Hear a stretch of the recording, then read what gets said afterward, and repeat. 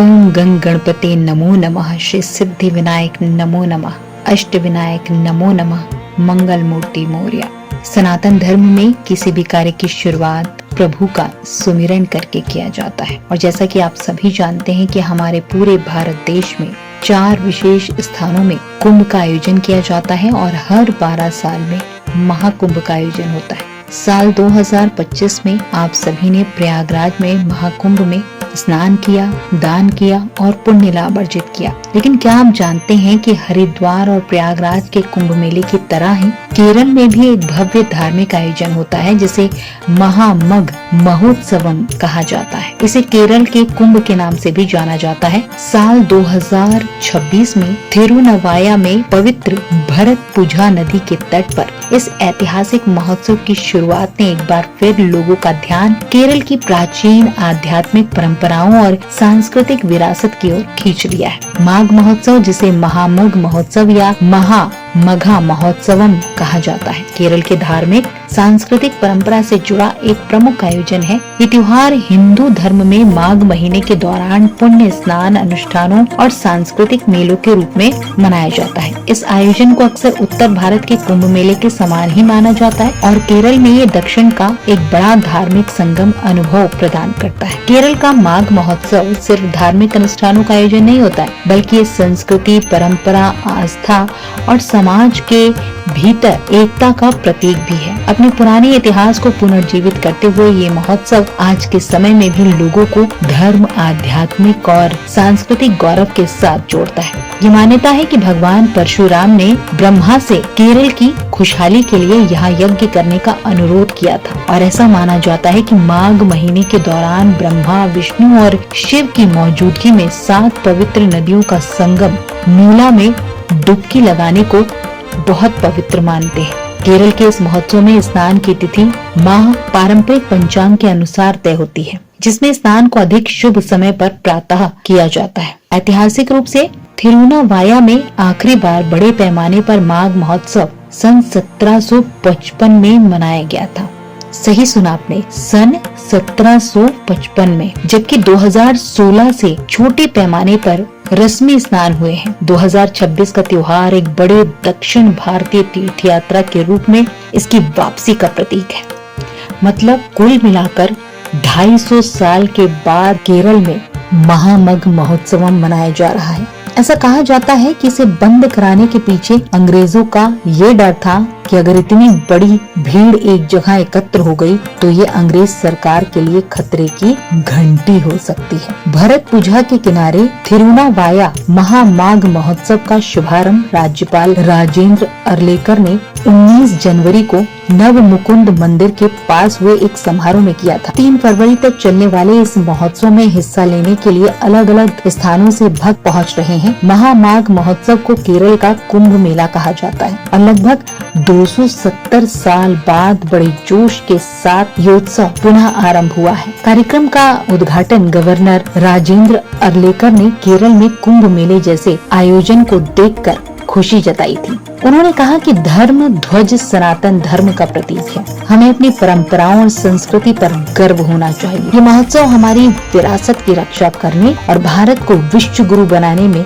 मदद करने के लिए एक सालाना परंपरा बन जानी चाहिए। हर रोज लगभग 50,000 लोगों के आने की उम्मीद की थी, लेकिन लाखों की संख्या में लोग पहुंच रहे हैं। और मैं आपको बता दूं कि KSRTC ने लगभग 100 स्पेशल बसें चलाई हैं इसके लिए। 270 साल के पहले की जो परंपरा रही है माघ महोत्सव की, ये माना जा रहा है कि लगभग 250 साल पुरानी है, क्योंकि लोगों का इसमें अलग अलग मत है। कोई 270 साल बोल रहा है, कोई 250 साल। लेकिन यह आयोजन पहले महामघन महोत्सव के रूप में प्रचलित था और केरल की सांस्कृतिक पहचान का हिस्सा रहा करता था। धीरे धीरे ये आयोजन लुप्त होता चला गया, लेकिन हाल ही में इसे पुनर्जीवित किया गया है और कुंभ की तर्ज पर ही अब इसका पुनरुद्धार किया जा रहा है। 2026 में थिरुवनाया के भरतपुझा नदी के तट पर इस महोत्सव को दक्षिण भारत का पहला कुंभ जैसा आयोजन बताते हुए पुनः आरंभ किया गया है। इसे उत्तर भारत के कुंभ मेले के समान धार्मिक महत्व और श्रद्धा के साथ मनाया जा रहा है। ये पर्व स्थानीय हिंदू परंपरा संस्कृति के पुनरुद्धार का प्रतीक है। परंपरागत रूप से ये आयोजन पवित्र नदी के किनारे श्रद्धालुओं के पुण्य स्नान, योग, ध्यान और धार्मिक अनुष्ठानों के लिए किया जाता रहा है।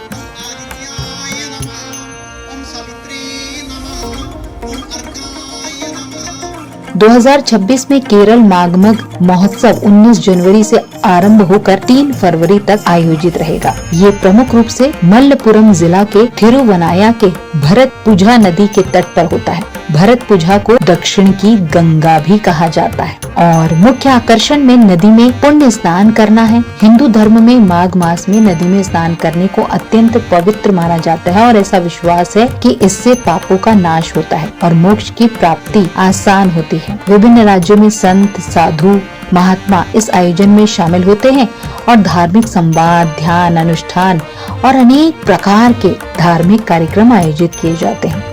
कई स्थानीय परंपराएं, संगीत, नृत्य कार्यक्रम, भजन कीर्तन और सांस्कृतिक आयोजन भी इस दौरान किया जाता है जो धर्म संस्कृति को जोड़ता है।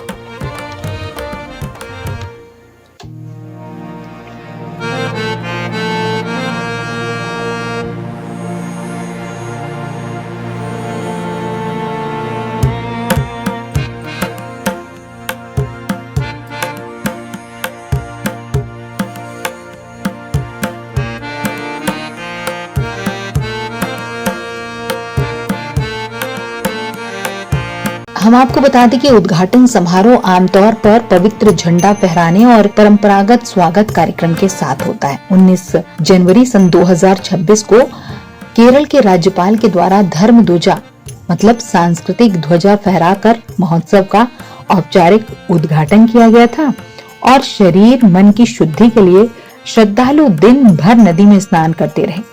इसे जीवन के पापों से मुक्ति पाने वाला माना जाता है। संत, योगियों और महात्माओं का यह आयोजन ज्ञान, विचार, ध्यान और साधना के लिए एक मंच होता है।